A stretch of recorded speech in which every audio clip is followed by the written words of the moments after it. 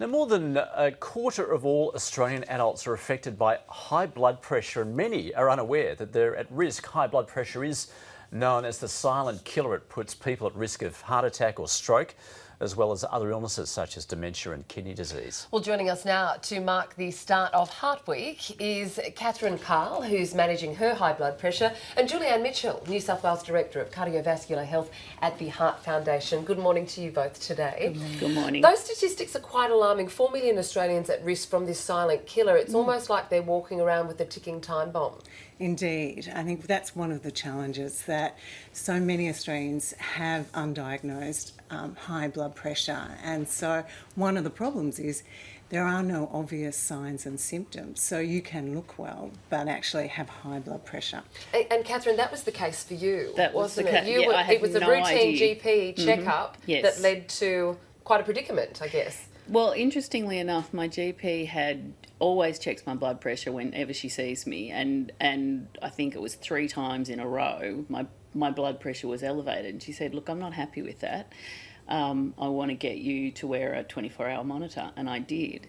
And when we got the results from the monitor, my blood pressure was astronomically high, and I had no idea. I had no symptoms. I had no reason to even believe there was anything wrong. So yeah, it was quite extraordinary. Julianne, is that typical, that story? Yes, it is. I mean, unless you're getting your blood pressure checked, and I think we're all familiar with the cuff that's put around our arm, you have no idea of actually what your blood pressure is. So is there an age then that you would recommend men and women to go to the doctor and have their blood pressure checked? Look, we certainly recommend that any person over the age of 45 should have a heart health check, but we're often going to the GP or interacting with the health system on a regular basis, and we think that that's an important opportunity to get your blood pressure checked, just to know, because blood pressure can occur at any stage in any person's life, and the more regularly that people have it checked, the better it is. Now, you'd assume that most people are aware that high blood pressure is associated with heart attack and stroke, but what probably isn't as well known is its links to dementia and diabetes. That's right. Certainly the evidence is increasing all the time around dementia, and I think the message is what's good for your heart is also good for your brain. And so we need to be aware that unmanaged high blood pressure is damaging not only your heart but a number of internal organs, and so it's important that we get it checked. So, Catherine, how are you managing your high blood pressure? I had quite a few different ways. I was fortunate enough to become part of a study in the relationship between high blood pressure and sleep disorders, because my blood pressure was actually much higher when I slept than when I was awake, which seemed terribly unusual. So I had a sort of low level of sleep apnea, and from that I then went on a very strict diet to reduce my weight as well as the medication. I'm not the perfect example of managing diet, but I try. So, I stay on the wagon for as long as I can, and then, I sort of don't always do what I'm supposed to do. But the other part of it was I genuinely believed that I wasn't a stressy person. And part of the management for me was that I bought my own personal blood pressure monitor, and I would take it. I still have it on my desk at work. And if something particularly difficult happened at work, I would take my blood pressure, and my blood pressure had gone up. And that was a real revelation for me, that even though I wasn't feeling like I was stressed, clearly I was. And so that was like biofeedback for me to then go, okay, I need to sit here, close my eyes, breathe deeply, calm myself down. So I've been doing that now for years. But that's almost an environmental response, isn't it? Yes. And it's not diet related there in that case. Yeah, look, I think for me anyway, it was diet, it was sleep, and it was stress. So having this diagnosis made me look at all sorts of aspects of the way I was managing things in my life. I now sleep much better than I ever have before. I didn't realise how badly I slept until I started sleeping well.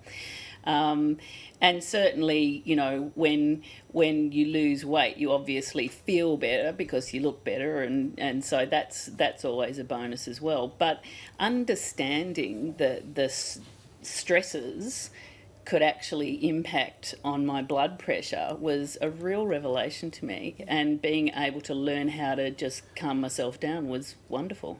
Julianne, is it purely lifestyle, or is it there also some people are simply predisposed to high blood pressure Yes. given perhaps their genetics or their family history? It is a combination of those factors. And I think, as you've highlighted, Catherine, our blood pressure goes up and down all the time, you know, depending on the environment and the circumstance. But it's persistent high blood pressure that is really doing damage to us. And so, yes, you're right that family history can be a reason, the diet we eat, the lifestyle we live, and if we are diagnosed or are told that we have high blood pressure, it's important to take medication if that is indeed your treatment. Too many people take their medication for too short a time, 6 months, and because there's no obvious signs and symptoms with high blood pressure, they tend to think, oh, I feel no different, I'll stop taking it. So it requires constant maintenance does. until you're late in life. Absolutely. In fact, for some people, through the rest Their of entire their life. life. So the important call-out message is, if you've been told you've got high blood pressure, certainly make the lifestyle changes. Be cognizant or be aware of the environment in which you live, but most importantly, take your medication as directed by your doctor, and ensure that you get it checked regularly so that changes can be made if necessary. And just finally, before we go, one point that we haven't touched on is that researchers have found that living in the city, people are found to have higher blood pressure than those in the country. Is that just because it's Because a we're more faster stressed. pace, we're more stressed? And It's the traffic. it's the traffic? Yeah, certainly if you live in Sydney. And look, I need to mention I do take medication as well. Yes. But by making the lifestyle choices, the medication I'm on has been changed and reduced over time. So that's just something that I'm happy to make the effort myself, so I don't have to take the stronger medication. Yes, we do see that regional difference where people in the cities are not managing their blood pressure as well as those in country areas. We're not quite sure why, possibly because we have an older population living in rural areas. They have a range of other health conditions, and so they're interacting with the health system more regularly, and so therefore they're being monitored more closely. We in the city tend to doctor shop. Yeah, absolutely. All right, well, it's a great time this week, given it's Heart Week, to go and check in with your GP if you've got any concerns at all. Get your blood pressure checked. That's Everyone. right. Yes, indeed. Julianne Mitchell and Catherine Carl, thank you very much for coming in and speaking to Weekend Thank you. Breakfast today.